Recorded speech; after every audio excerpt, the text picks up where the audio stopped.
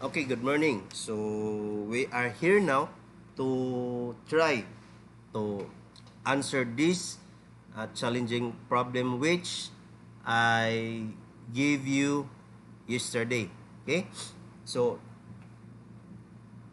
what will be the technique to solve this problem? So first, think this problem is think this a state by state nga problem. So not whole picture jud.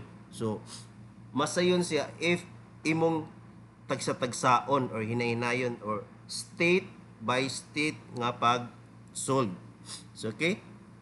So now, based sa problem, so write an algorithm to categorize the 6 inputted numbers. So meaning, naatay i-input nga 6 numbers. So, understand ha? Make to understand the problem first, then analyze. So, the problem stated that we have to input 6 numbers. Okay? 1 for the odd numbers. So, ito i-categorize, di ba? 1 for the odd numbers and even for the others. Okay? So, categorize na to ang odd o even. Now, get the average of each category, meaning ato day siyang i-average ang duha. So i-average na to ang odd, i-average na to ang even. And then identify the higher average result. So based sa atong i-categorize nga number sa odd ug even, ato siyang i-compare ug asay mas dako og average nila. But using the 6 inputted numbers. Okay? So, dili nimo dapat i-limit si user nga ang imong i-input is pulos ra jud add ha, o user pulos ra jud even ang imong input ha, or o user dapat tulo-tulo ra, tulo ka add, tulo ka even. So dili na siya pwede. Okay? Based sa problem, dapat mo input og numbers nga wala pa ko kabaw even ba na siya or add. So si algorithm ang mo categorize ana ug asa siya ibutang sa add ba or sa even. Okay? So atong is state by state ang problem. Okay? So first mag-input sa ta og 6 numbers. Okay?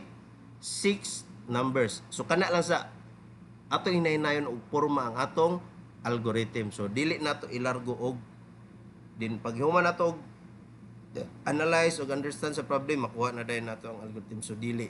So nay if bag-o pa ka or you are a newbie on this algorithm and then naay mga challenging nga problem, imo dyan na siyang i-state by state ang problem. So isolve sa nimo ang katong pinakasayon. And then i-insert na lang dayon nimo ang katong mga naay mga additional nga competition or process. Okay? So first, mag-input ko og numbers. So let's start with an algorithm.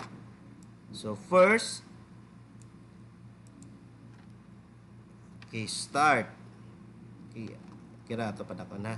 So ato na balik-balik ang problem. Okay, start. Step 1. Step 1, start. Then step 2.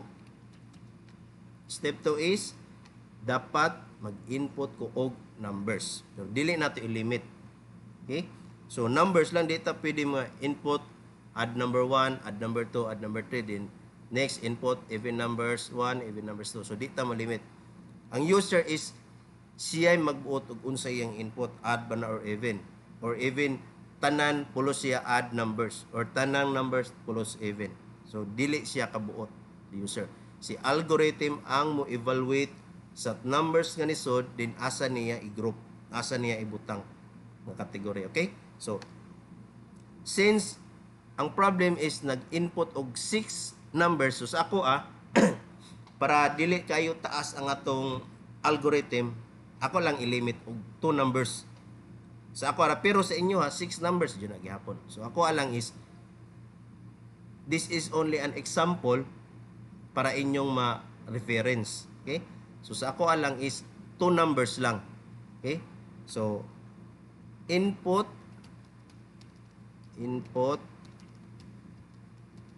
num1. Okay? Next is step 3, input num2. So, assuming lang nga 6 numbers na ako input, pero sa ato example is num2. Duha ra ka numbers ako input. Example naman eh. Okay? Now, naka-input na ko og numbers. So, wa ko kabaw if even ba ni siya or odd. So, si algorithm ra ang mo evaluate if asa siya nga category ibutang. Okay? So, by using the if statement, so you can identify if odd ba na siya or even. So, yes, pwede. Pwede na siya dayon. So, by using the modulo operator. Okay, unsa din ang modulo? So, modulo is mao na siya result sa mao na siya quotient nga naay remainder. So, di ba ang quotient mao na result sa division? So, sa addition, sum or total. And then sa division is quotient. So, if ang quotient nimo is naay remainder, mao na siya modulo nga answer. Okay? Let's say for example, so 18 divide 2 is what? Is 9, di ba? So 9. Naa ba siya remainder? Wala. So wala. So 9 ang answer. Then ang remainder is 0. Okay? So let's say for example 17 divide 2, what will be the answer? So, 17. So, 8, di ba? 8.5. So, ang remainder ng 8.5, naa siya kida nga usa. Kay if wingon ko 16 divide 2 is pila man? 8, di ba? So, wa siya kida. So, 0 ang iyang remainder. Wa siya kida usa. Okay? If maingon ko 2 divide 2, the answer is 2 divide 2, then the answer is 1, di ba? And then, remainder is 0. Mingon ko 4 divide 2, then the answer is naamajud ka. So, 4 divide 2, so the answer is 2. Then the remainder is 0. If mingon ko 3 divide 2, the answer is 1. And then, ang iyang remainder is 1. Nasa remainder 1. Di ba? Nasa kida usa. So, as you can see, all numbers using mod 2 is an so all numbers, let's say 18 mod 2, so just like this. So 18 mod 2 is equal to what? 0 remainder. So mo ni ang answer sa mod niya. Mingon ko 17 mod 2, then the answer is 1. Kay naa siya remainder. So as you can see, all numbers which have a 0 remainder by using mod 2 is all even numbers. Diba? So, si 18 is even numbers. The remainder is 0. 17 is odd numbers. Then, naa siya remainder 1. Diba? 16 is even numbers. Kay, when we use mod 2 on it, it will result into 0 remainder. So, si 2 is also a even because it have a 0 remainder. As si 4, then si 3 is an odd because it have a remainder 1 by using mod. Okay? So, let's say 16 mod 2 is equal to 0. So, if I say 3 mod 2 is equal to 1, kina siya remainder. Okay? If I said 4 mod 2 is equal to 0. So, mo na siya mod. So, mo na itong gamiton pag-identify or evaluate nga adto na siya. If bisag unsa nga number nga imo input, then maka-identify ko nga add na siya. Kani nga number is even na siya by using this operator mode or a symbol of percent, di ba? Ana, percent 2. Mo na mode na to. Okay? Now, let's try to answer the problem. Okay? Okay.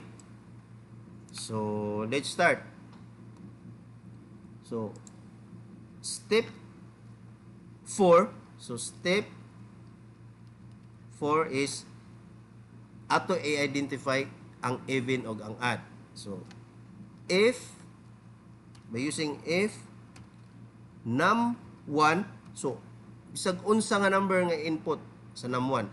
So, num1 mod 2. So, if num1 mod 2, then I don't know sa result.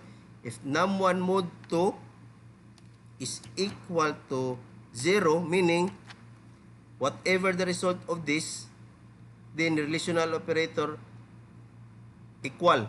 So, if num1 mod 2 is equal to 0, mao na siya even numbers kay wala siya remainder. Okay? So, if num1 mod 2 is equal to 0, then ari na ko siya ibutang. So, if true nga even siya, na operation mahitabo dire. Okay? So, or just like, we will put this, then, I am, hello, I'm even. Hello, I'm even. Okay? And then, now, unsaon pag evaluate sa odd number. So, let's say, step 5. So, if, so, si num1 gapon ta. So, num1 mod 2 is not equal to 0, meaning na siya kida. Then, mao na siya add. So, hello, I'm add. Okay. So, na nato, di ba? Na-evaluate na nato ang tanang input. So, sinam1 pa. Then, next is sinam2. Okay, step 6. So, if na num2 mod 2 is equal to 0, then, sud gapon ko noy, hello, I'm even. Ayan na. Hello, I'm even. So, step 7, if num2 mod 2 is not equal to 0, meaning naa siya remainder, then display siya nga hello, I'm odd. Okay? So, na-evaluate na nato, na-categorize na nato. So, karon unsaon nako pagkuha sa average. Di ba? So, naaman. So, next is, di ba, na-categorize na nato. Kaibaw na ta nga, if true, na operation may tabo dire. Okay? If true, so, if even, na-categorize na ta, if even, aris musod. If add, ari musod. If even, ari musod. If add, ari musod. So, tanang number, imong i-evaluate og sa even ba na siya or sa add. Okay? Okay, next is get the average of each category and identify the higher average result. So, get the average of each category. Meaning, naa siya'y magkupot sa average. So, if even, compute. So, ipundok nimo din kuha ang average. So, is it possible nga makakuha din tag-average? Diba? I think, lisod siya. Diba? So, atong unahon, if magkuha tag-average, dapat masam sa nimo tanang numbers niya. Okay? Dapat masam sa ang tanang numbers niya. So, instead, magbutang kog mag-display kog hello, I'm Evan, dire ko mag-compute. Okay? So, once si num1 na-identify na or na-evaluate na nga this is an even numbers, dapat na ako'y buhaton niya. So, unsay buhaton? Ako sa silang ipampundok or isam nako sila tanan. Isam sa nako sila tanan. Okay? So, unsaon siya pag-sum? So, you have to create another variable for your sum or result. Okay? So, dapat na ako'y tanatog sum even. Okay? Sum even. Mo ni siya akong new variable. So, sum even is equal to sum even, and then i-plus na ko ang num1. So karon, pangutana, pila day, di ba, nag-add sum even is a new variable, and then nagamit kog sum even plus num1. So pilay value sa sum even nato?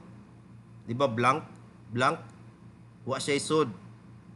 Then plusan y sud, then plusan nato og num1, which is whatever nga number nga i-input, din mo atong i-add sa sum even nato. So, dili ta pwede maka-add og variable or dili ta maka-operate or sa arithmetic operation, dili ta pwede maka-add, maka-minus, maka-divide if ang variable nimo or ang holder nimo walay sud. So, mo error jud na siya.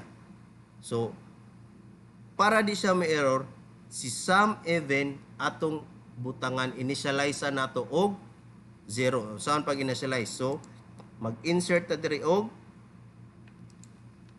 variable. So, si even.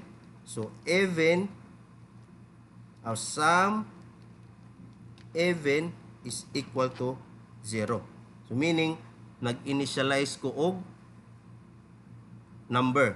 Para igabot diri, sum even is equal to sum even which is 0, then plus num1 whatever nga i-input, i-plus niya.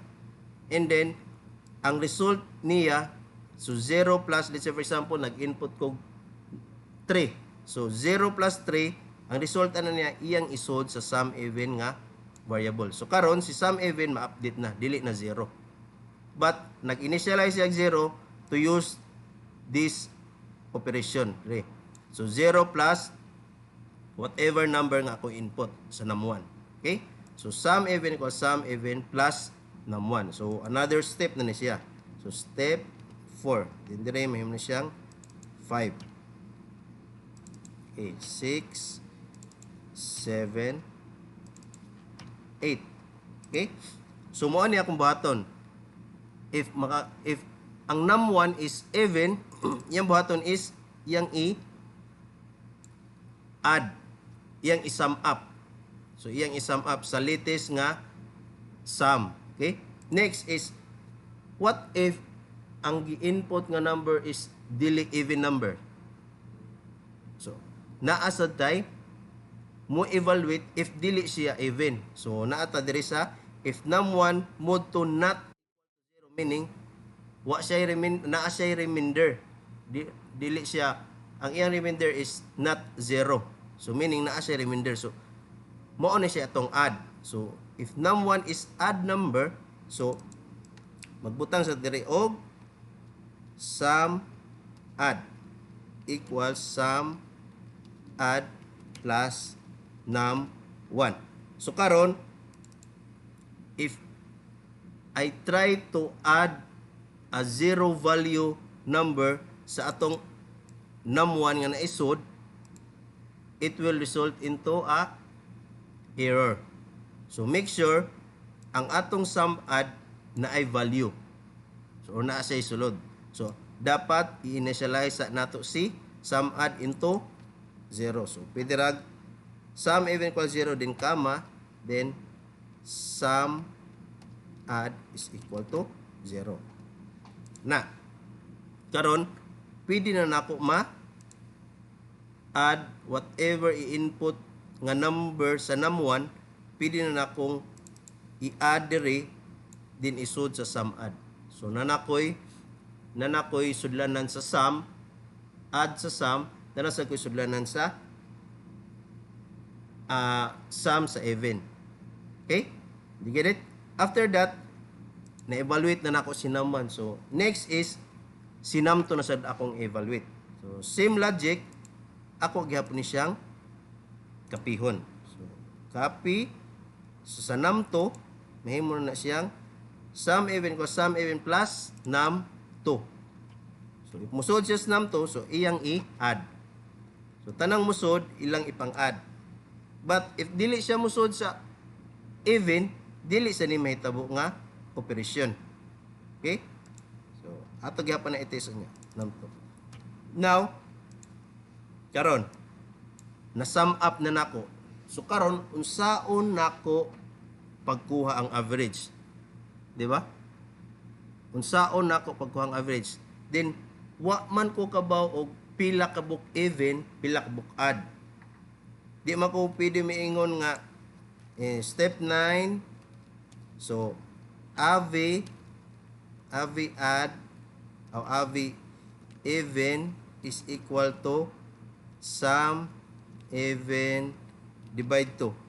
Wa man ko kabaw og pila ka daay kabuk ang nisud nga even or pila ka buk nisud ang na-add. Wa ko ma-expect. So maneho na ayaw pag-expect nga ang nasod nga number is duha sa even or duha sa add. So ang imong imaginon is naabay nisod sa add or even. So let's say for example, ang nisod dai sa atong even is usa ra ka buok. Let's say ni-input ko og 5, then ang usa kay 2. So pila ka buok even nisod? Di ba usa? So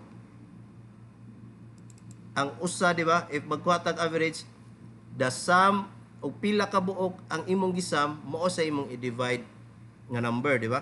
So if ang akong even is usa ra ka buok, so i-divide nako siya og 1.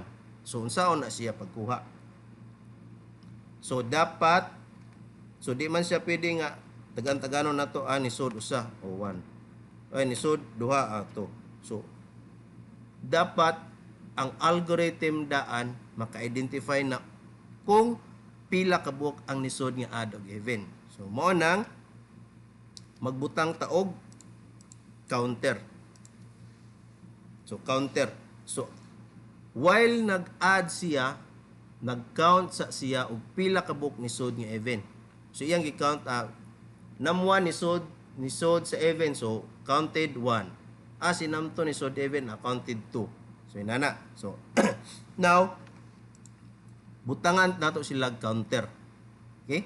So naay mag-count sa add nga nisod, naa say mag-count sa even nga nisod. So dinhi if si num1 na-identify sa algorithm nga siya even, iyang i-count dire. So insert ko.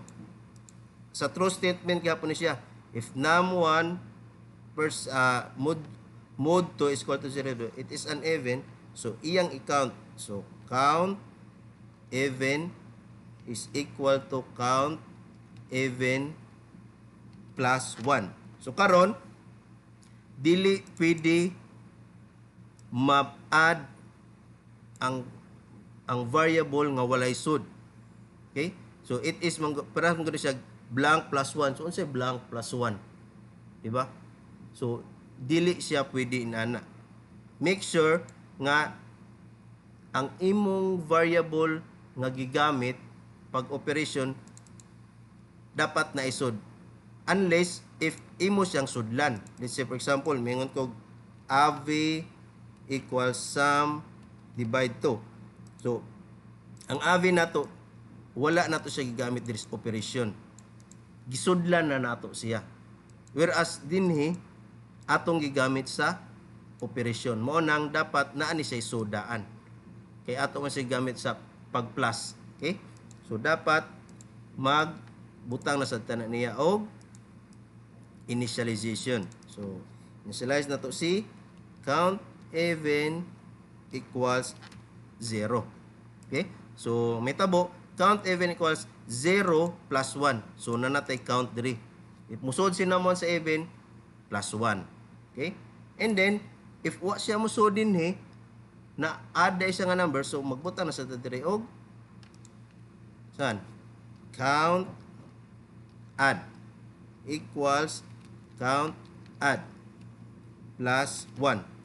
So since count add is blank, so ato siyang initialize into count add equals 0. Okay? Ana. So once musod, i-count si num1 as even. If dili siya sa even musod na siya sa add, i-count gyapon ang add. So add siya. And then next is ang num2. So same gyapon nga logic.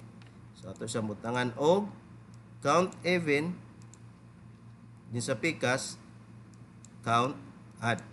So magsigira na siya increment once musod siya sa asa siya nga category. Okay? Okay? So next, nanakoy count, nanakoy sum. So ang count magamit inig average. So kana once makuha na nako ang sum ug ang count, pwede nako kakuha sa average. Okay? So step 9 is so average, so AV add is equal to sum AV even na to na. AV even is equal to sum even divided by count even. So sir, nganong wala man nigi initialize si AV even? Because si AV even wala gigamit diri sa operasyon. Sudlanan ra siya largo. So whatever the result of these two, akong isod ani nga AV even. Wala siya nagamit sa operation diri. Wa siya gi-add, wa siya gi-divide. Si sum even is naisod diri if mananglitan mo sod. So what if 0 si sum even, sir? Then si count even, so if si sum even is 0, meaning si count even sad is 0. Why add na hitabo, wa say even na hitabo. So I don't know if 0 divide 0 is error ba? I don't know, but this is the concept of algorithm. So if sum even naisod, then ang count even naasa dyan naisod. Okay? Kaya niagi man siya diri. If nisod niagi siya diri or niagi siya diri. Okay? So AV even equals sum even divided by count even. Next is step 10 is to get the average of add. AV add is equal to sum add divided by count add. Okay? And then, so, nakuha na get the average of each category. Okay? Nakuha na nako ang average sa duha. Now, is identify the higher average result. So, saan siya pag-identify? So, imong i-compare ang duha ka-average. So, step 11, so, if AV even is greater than AV add, so, then, so, maghimo kog variable nga greatest AVI, great AVI is equal to AVI even. Okay? And then, in step 12, so if AVI is greater than AVI even, then great AVI is equal to add. Okay? Now, once na-identify na nako tanan, and then, step 13 is to print the AVI, great AVI. And then, step 14 is end. Okay? So now, let's try to check our algorithm if sakto ba. Okay. Okay. So now, let's try to put a number. So, kanilang 5 to. 5 og 2. So, we don't know yet if odd ba ni or even. Si algorithm ray mo identify if odd ba ni siya or even. So, first, sa num 1, akong ginputan og 5. Sa num 2 is 2. Okay? Now, sum even is equal to 0, sum odd equal to 0, count even is equal to 0, count odd is equal to 0. Akong initialize daan. So, next, if num1, which is 5, mod 2, so, 5 mod 2 is what? Di ba 1? Kaya naa siya yung remainder, is equal to 0, meaning true or false. So, num1 mod 2 is 1 man, di ba? So, 1 equal to 0, true or false? So, it is false. So, meaning, di ko mo proceed, ani. Okay, false man siya. Okay, so, this, if 5 mod 2 not equal to 0, meaning na siya remainder nga 1. So, if 5 mod 2, 5 man ato naman, di ba? 5 mod 2 not equal to 0, meaning na siya remainder. So, if it is, so it is double equal. So, muta na siya, if 5 mod 2 is not equal to 0, is it true or false? So, it is true, kay naa siya remainder. So, proceed ko dire. So, karon ang atong count ni increment og 1. Kay ang atong count is initialized into 0. So, 0 plus 1 is 1. Then, the value of this is isod sa count add. Kani. Okay? So, and then, next is sum add, which is, sudlanan man di ba? So, sum add equals sum add, which is 0, plus num1, nga tong input, which is 5. So, 0 plus 5 is 5.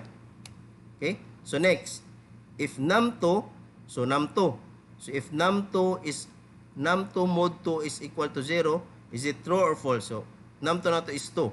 So, is 2 mod 2 is equal to 0, true or false? So, it is true. So, 2 equal to is true. Okay? So, meaning, proceed ko sa din nga statement dere.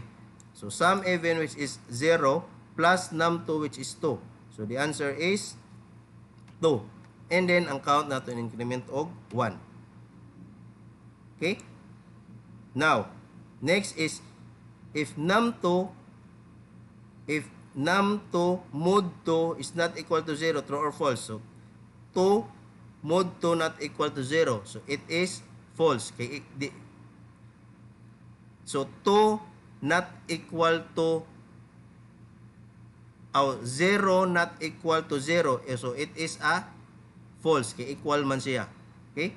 Kay num2 mod 2 is 0 man, di ba? Num2 mod 2 is 0.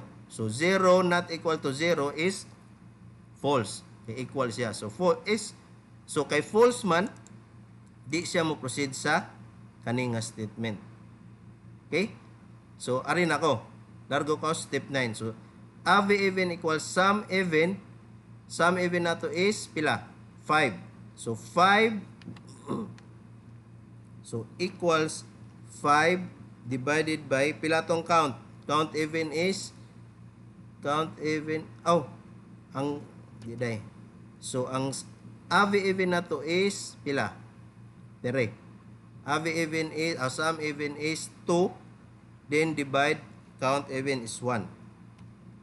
So, the answer is 2. And then, sa AV add na to, so AV add equals sum add na to is 5, divided by count add, which is 1. So, the answer is 5. So, karon ako siyang i-compare asay mas dako nila. So, if AV even, which is 2, is greater than 5. So, is 2 greater than 5. So, the answer is false. Okay? So, AV add, which is 5, is greater than AV even, which is 2. So, mas dako ba si 5 kani 2? Then, the answer is true. So, then, great AV is equal to AV add. So, ang atong AV add is pila? 5. So, then, print 5. Then, end. So, nakuha yung algorithm or nakuha ang exact nga result based sa algorithm or wala.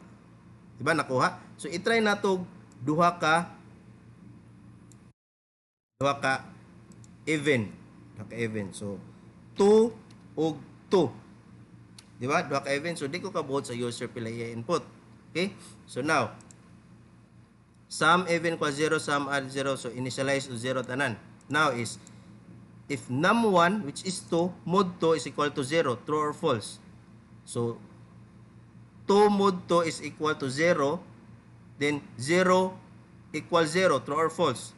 So, it is true. So kay true man siya, proceed ko ni then statement, which is counting 1, then there is sum even na to is 0 plus 1, which is plus num1 is 2, so it equals 2.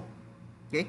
Now, is num1 mod 2 not equal to 0, true or false? So, it is false. So, di ko mo proceed ani. Diba? 2 mod 2 is equal to 0. So, 0 not equal to 0 is false. Not equal to 0. Not equal to 0. So, it is false. Okay, equals mo siya. So, next. So, di ko proceed ani. Kay false man. So, step 7, if num2 mod 2, so 2, gapon natong num2, so 2 mod 2 is equal to 0. So, is 0 equal to 0, true or false? So, it is true. So, meaning, proceed ko sa din nga statement.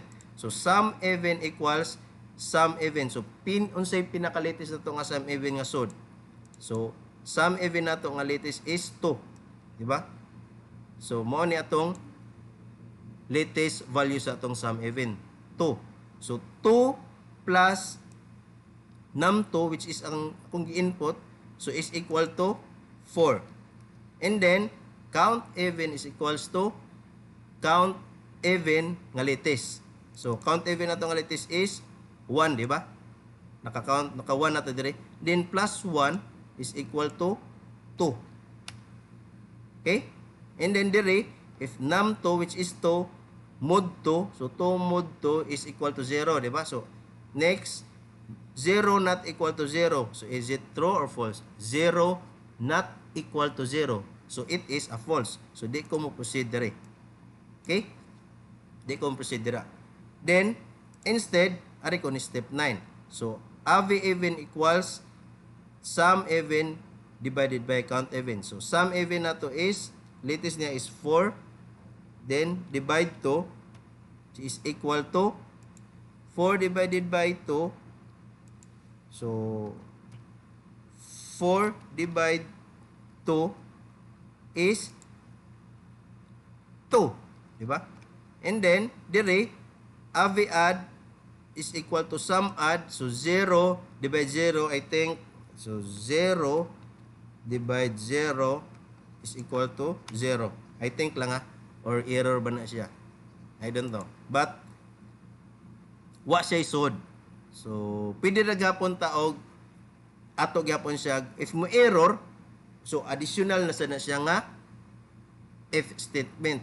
So, if mo error ni siya, so magbutang na sa day kadrig if statement nga or dire kanin duha butang na mag if statement nga if ang sum even or ang count even is equal to 0, meaning di na ko execute kani. Okay? Or ato siyang butangan og is equal to 0 if mo error ang 0 divide 0. Okay? So also sad sa add nga dapat og 0 ang atong sum or ang count, dili sad nato siya execute kay mo error siya. So natay nasa tail-end condition ana. So if sum add is equal to 0, then proceed ko sa next step. Or if sum add is not equal to 0, then ako execute si kani magkuhag average. So just like that. Okay? So assuming lang walay error si 0 divide 0. Okay? So now atong compare dayon. So if AV even which is 2 is greater than AV odd which is 0. So is it true or false? So it is true. So great AV is equal to AV even which is 2. Now, if AV odd which is 0 is greater than AV even, true or false? So it is false. So print great AV which is 2. So the algorithm is correct. So mo ni siya. Mo ni ang sakto nga algorithm sa problem number 1. Okay?